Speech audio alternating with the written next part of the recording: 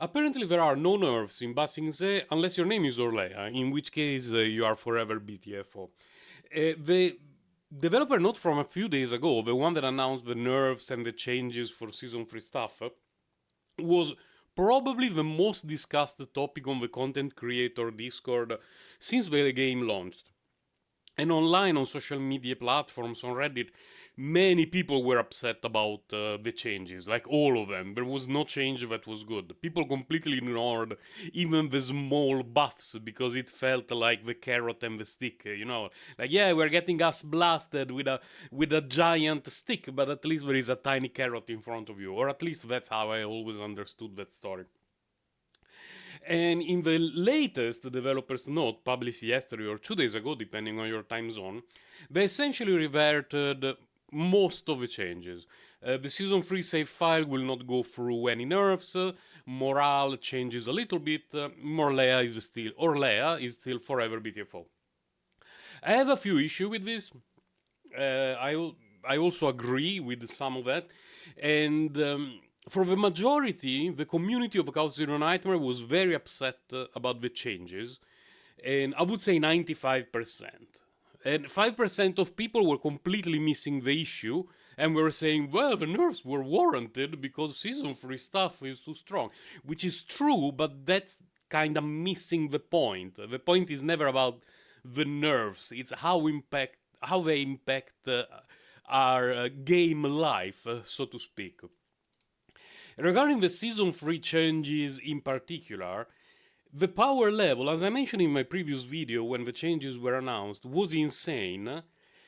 And I can understand if you just want to analyze the things from a balanced point of view, that if you want to allow people to always forever use seasonal save data even for future seasons, having one that is so OP is a problem because you can only scale upwards in gacha games or in any game whatsoever. And you can have one stopgap that is like, okay, this is the new minimum. So from now on, everything has to be stronger than Season 3. Because you get to a point that the weapon, the cards, the seasonal mechanics are so strong that you can have Ray, Owen, and Lucas, you know, a completely random 4-star team, still clearing everything in the game just because, oh, the seasonal mechanics give them 100% crit rate, 500% crit damage, and they cycle the whole deck every turn, and GG. Seasonal abilities, cards, whatever, they need to be balanced before they are released. After they're released, it's too late because people spend tens, hundreds of hours farming decks for their combatants. What bothers me is not the power level within the season, it's the fact that I spend hundreds of hours on my combatants. Every combatant on my account, at least those that I use, has a Clown World save file. Every combatant has a save file that is absolutely bonkers with the Cthulhu weapon, perfect weapon engravings, the correct persona card, even hundreds of hours. Really, really hundreds this season alone. So the developers coming out and saying, well, you know what, it grind a lot. Season 3 stuff was too strong. Here, now it's borderline useless, so that you can use the Season 4 stuff. How about fuck off? You know, it's my time. Why do I have to be punished? It has to be like the game was at release, that there is a Season 1, you need the Season 1 save files. There is Season 2, you need Season 2 save files, and so on forever. I mentioned it even in my previous video. The power level within a season would not matter if we required those seasonal save files to clear the seasonal content. And for seasonal content, I'm not just referring to the try-hard leaderboard for the Rift.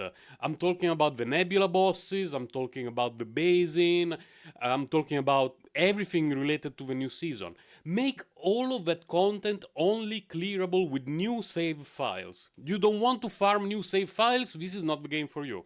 This is a gacha game that is a card game, it's a roguelike, and you're going to spend most of the time in the game either ignoring completely the building a deck aspect and just playing sortie, or spending time building your decks. If you don't want to build your decks and you don't want to play sortie 15 hours a day, it's not the game for you. And there is very few people, I personally do not know anyone who doesn't spend time daily trying to build their combatants a bit better. Minor improvements, oh yeah, I'm happy about this deck, but I want to have a better piece of equipment. Or, oh, here I would like to remove one card and add a different one. Everyone I know who plays this game does this. Because people who do not enjoy playing a deck of cards for their combatants are going to last 2 weeks in this game and then they're going to quit. So, allowing us to play our old decks in new season is a problem. It's a huge problem, and it's not even going to be annoying for me not being able to play seasonal free save data in the future, because I already use them. They're still there, untouched, unnerved, and if I ever want to, I can still run some bosses, some weekly stuff, some special events, and still use them. Be like, and remember, oh wow, I remember this deck. It took me so long to farm it, but now it's perfect and it's still there. It reminds me of those good days. If 6 months from now I look at a save file from season 3 and all the numbers are cut in half or less than that, it's going to bother me a lot. Even if I'm no longer using it, it doesn't matter. They need to respect the time of the players. So the changes for me were all about that. Or rather, the fact that they changed the changes, they removed the changes, is a way to respect our time. But they also need to make the change that we cannot use all the save data in new season, or it's going to be an endless loop from which there is no exit. Then the next topic I want to talk about is morale. They wanted to introduce stacks of morale to 15, capped at 15. Then they said, okay, we cap it at 20. I do not think that a morale cap makes a lot of difference for the vast majority of people. It's going to annoy a lot of people because there are many decks that can easily reach 30 to 40 stacks of morale. But those who are like, oh, I have 500 stacks of morale, are, those meme showcases on turn 98, where you have, I think it's called Dominion, the upgrade that gives you stack every turn. It doesn't matter for the 99% of a player base. I would prefer a diminishing return system, like the one that is on screen right now. These are semi-random numbers that I just came up with to give you an idea of what I'm talking about. For me, it would be a lot better to be like, okay, your first 10 stacks of morale, 20% damage. From 11 to 20, 15% damage. From 21 to 30, 10% damage. 31 up, 5% damage per stack. So you can still build morale indefinitely if you like to do those showcases that you stay at the computer for 2 hours, you are on turn 972, you have 1 million morale, you deal 5 billion damage with, I don't know, a normal attack of someone, and then, you post it on Reddit and people are like, yeah. If you want to do that, you can still do it. It just takes a bit longer.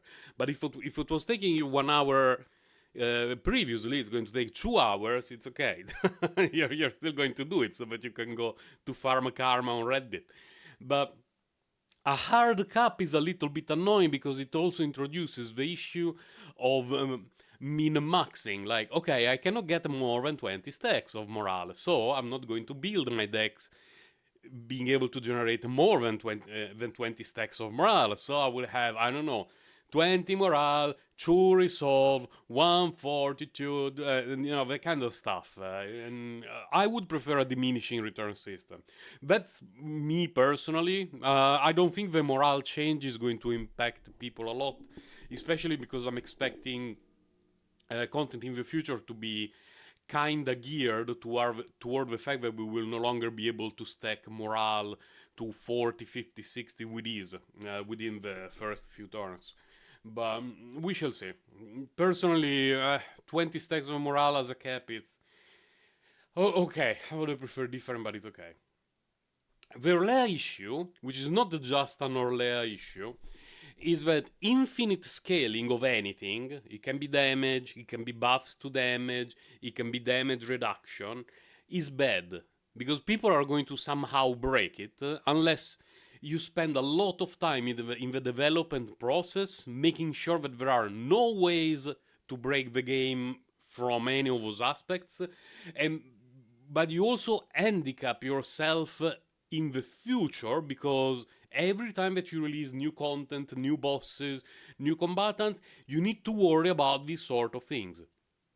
Orlea being able to scale indefinitely with the softy means that every combatant who is a big bone combatant, it can be Haru from the first day the game launched, or later on 9, or the big bonk build with the Hidemari, or any future big bonk combatant. Oh, here there is a support combatant that is going to give you infinite scaling. You don't even need to build your new damage dealer properly. Just give her whatever, and Orlea is going to give her a 1 million damage multiplier and GG. It's not good. So they're going to keep the nerf to Orlea, which for me is warranted. For most people's regular content, clear is not make any difference. And I'm going back to what I just mentioned, turn 98, meme showcases, that sort of stuff. It's going to be a problem for people who do that.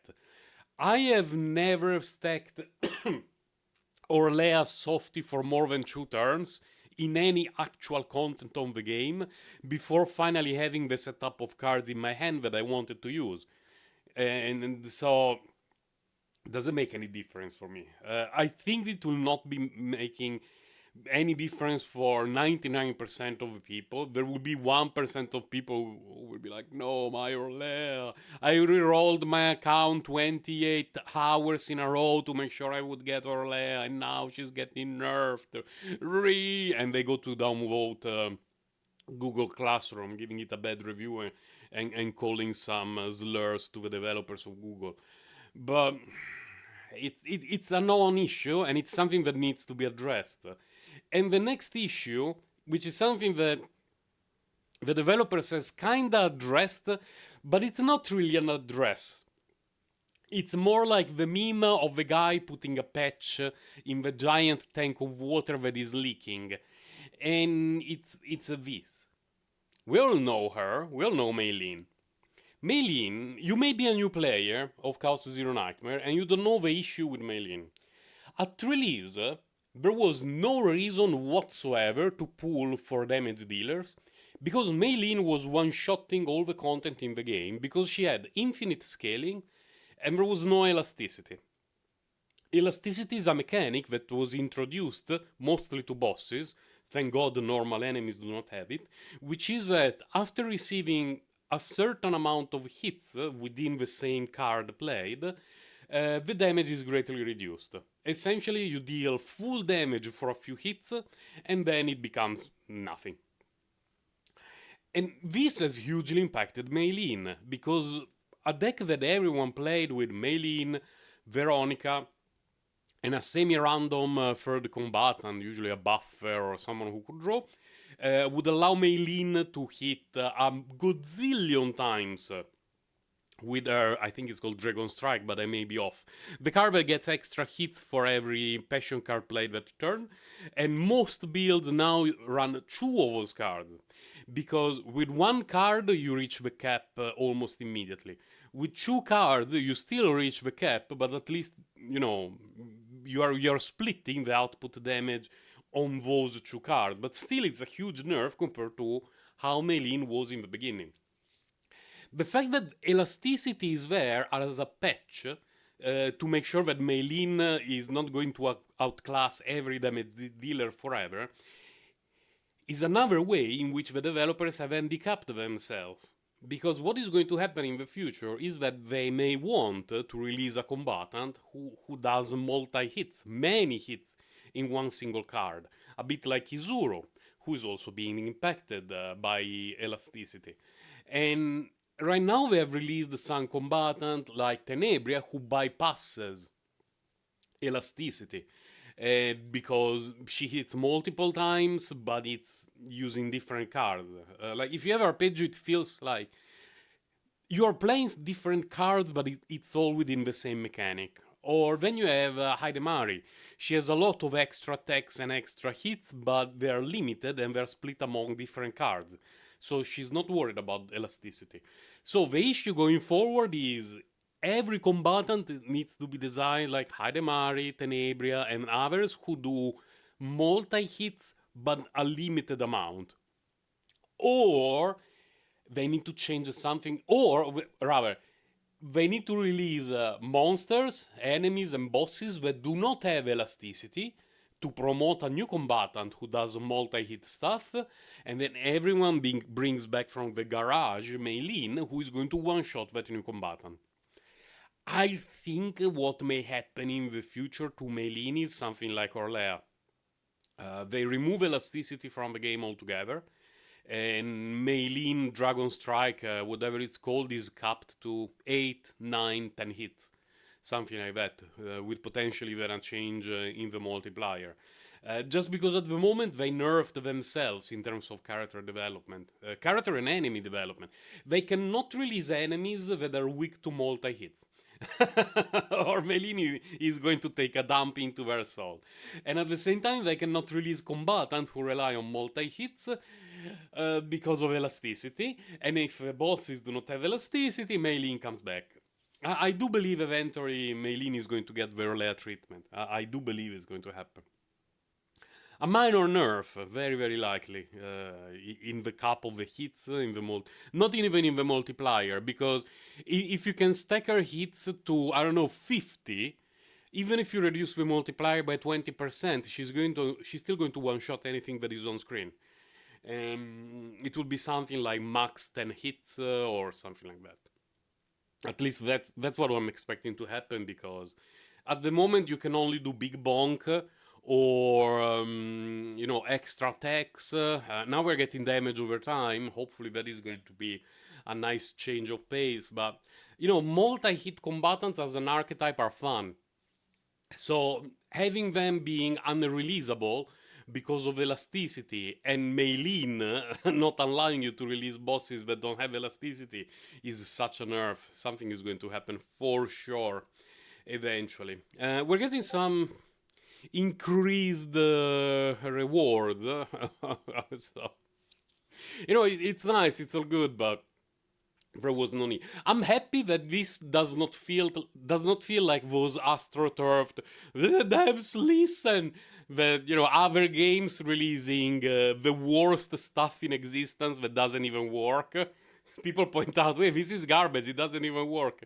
Then they fix it, and then you get the shields. Oh, they listened.